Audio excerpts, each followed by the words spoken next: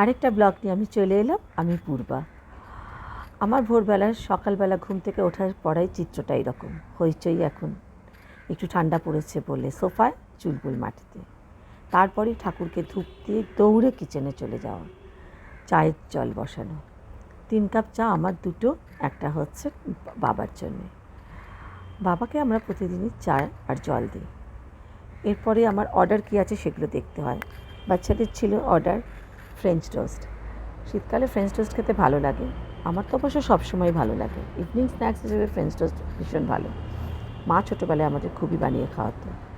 French টোস্টের মধ্যে আমি বেশি কিছু দিই না। একটু পেঁয়াজ, একটু কাঁচা লঙ্কা, ধনেপাতা থাকলে ধনেপাতা, কখনো টমেটো কুচিয়ে দিই। বাচ্চারা খুব একটা খেতে ভালোবাসে না, সে কারণে দিই না।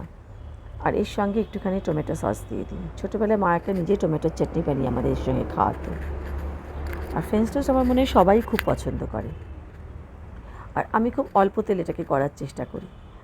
আর তার সঙ্গে একটা কোনো ছোটোখাটো ফ্রুটস দিয়ে দিই বা একটা মিষ্টি দিয়ে দিই, তাহলে ওরা খুব খুশি মনে খেয়ে নেয়। প্রতিদিন এটা ভাবাও কিন্তু একটা বিশাল কাজ, কী ব্রেকফাস্ট হবে। অ্যাকচুয়ালি অনেক দিন থেকেই এক্সারসাইজ করতে আমি যেতে পারি না, মানে যোগা ক্লাস যেতে পারি না। হাঁটারও সেরকমভাবে মর্নিং ওয়াক বা ইভিনিং ওয়াক সময় পাই না। যখনই একটু সময় পাই একটুখানি স্ট্রেচিং করি। বাড়িতে টিভি দেখছি তখন একটু স্ট্রেচিং করে নিলাম, বা ওখানেই ম্যাট পেতে 2টো সিট আপ দিয়ে দিলাম। কিচেনে দাঁড়িয়ে দাঁড়িয়েও আমি এরকম করে স্ট্রেচিং করে নিই একটু, কারণ বডি ভীষণভাবে চায়, আমি বুঝতে পারি। আর এত রান্নাঘরে থাকতে হয় বলে আমার কোমরে একটা সবসময় যেন মনে হয় পেন হয়। তো সেই কারণে একটুখানি স্ট্রেচিং যখন সময় পাই তখন সেটাকে ইউটিলাইজ করার চেষ্টা করি। এখনও আমার বডিটা ফ্লেক্সিবল আছে, বাট যোগা ক্লাস খুব তাড়াতাড়ি আবার যাওয়া শুরু করব। অফিসের লোকেরাও আমাকে জানে, আমি যখনই সময় পাই আমি একটুখানি সিটে বসেও আমার ঘাড় ফাড়গুলোকে একটু নাড়িয়ে টাড়িয়ে একটু এক্সারসাইজ করে নেওয়ার চেষ্টা করি। দেখো ব্রেকফাস্ট এটি এইভাবে যায় আমার সব বক্সে করে করে। এটা হচ্ছে হইচই আর চুলবুলের ব্রেকফাস্ট। ওরা দুধ আর বিস্কিট খায় সকালে, দুজনের তাই রেডি দুধ। দেখো হইচইকে, ওই দেখো খাওয়ার জন্য কীরকম চিপ করছে, দেখেছো? এটা হচ্ছে চুলবুল, আমার সোনটা বাবা, এটা আমার সোনা বেবি। ওর খাওয়া নিয়ে কোনো নাটক নেই। হইচইয়ের প্রচুর নাটক আছে। মুড হলে তোমাকে পাগল করে দেবে, এক্ষুনি দাও এক্ষুনি দাও। আর যদি পছন্দ না তাকিয়ে দেখবেও না ও খাবার, যতই পছন্দের খাবার দাও না কেন। ওরা সকালবেলায় একটু দুধ খায়, তা দুধ আর বিস্কিট খায়, তারপরে একটুখানি ডিম খায়। হয়তো একটা ডিমের হাফ করে ওদের একটু একটু দিই, প্রচণ্ড ডিম খেতে ভালোবাসে তার জন্য।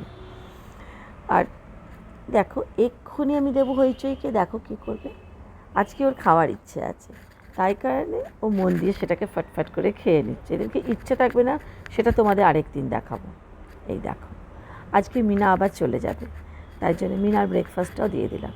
এবার রেডি হয়ে আমরা বেরিয়ে পড়লাম। এই যে মিনা বাড়ি চলে যাচ্ছে। বললাম না কদিন ধরে আমি শাড়ি পরছি, এটাও একটা কটন ঢাকাই। এই শাড়িগুলো আমার অনেক পুরনো, এখন দেখছি এখন সব এইসব শাড়ি আবার ফিরে ফিরে আসছে। অফিস থেকে বাড়ি এসে শাওয়ার নিয়ে জাস্ট এসে বসবো চা নিয়ে, তখনই অনন্যার ফোন। অনন্যা আমার সহকর্মী। ও বললো আমি তোমার পাড়ায় যাচ্ছি আমার দাদার মেয়েকে নিয়ে, ক্যালকাটা 64-এ, তুমি শিগগির চলে এসো। ক্যালকাটা 64 আমার বাড়ির জাস্ট 2টো বাড়ি পরে হবে। তো আমিও সঙ্গে সঙ্গে রেডি হয়ে চলে গেলাম। ওরাও খুব খুশি হলো। গিয়ে তো বক বক, আমি বলে আমি কিচ্ছু খাবো না, একটা লিকার চা খাবো, কারণ কালকে পার্টি আছে। তো আজকে রাত্রে আমি ঠিক করেছি শুধু স্যুপ খাবো। এরকমভাবে একটুখানি ব্যালেন্স করার চেষ্টা করি মাঝে মাঝে। তোমরা যারা ভাবো আমি শুধু সারাদিনই ঘুরে বেড়াই, এরকম অনেক লোকজন আমার সম্পর্কে ভাবে বলে, সেটা আমার শুনতে খুব একটা যে খারাপ লাগে তা নয়, বা তাদের জন্য আমি কিছু বলছি সেটাও নয়। কিন্তু শুধু আমি পুরো বাইরে থেকে লোককে জাজ করো না, পুরোটা জানতে হবে। এই যে অনন্যা, এই যে রিম্পা ওর দাদার মেয়ে। ফটো উঠবে না এটা হয়? এগুলো তো আমার ছোটো ছোটো মেমোরি, এগুলো যে আমি পরে বসে বসে দেখি যখন নিজের সময় পাই, অবকাশ যখন পাই তখন। দারুণ লাগে আমার এটা। আমরা বেরিয়ে এখানে একটু গল্প করছিলাম। একটা বিড়াল ছিল, সে অনন্যাকে ছাড়ছিলই না, খুব আদর করছিল অনন্যাকে। অনন্যার বাড়িতেও বিড়াল আছে। এই দেখো আমরা সবাই খুব পেট ফ্রেন্ডলি অ্যাকচুয়ালি।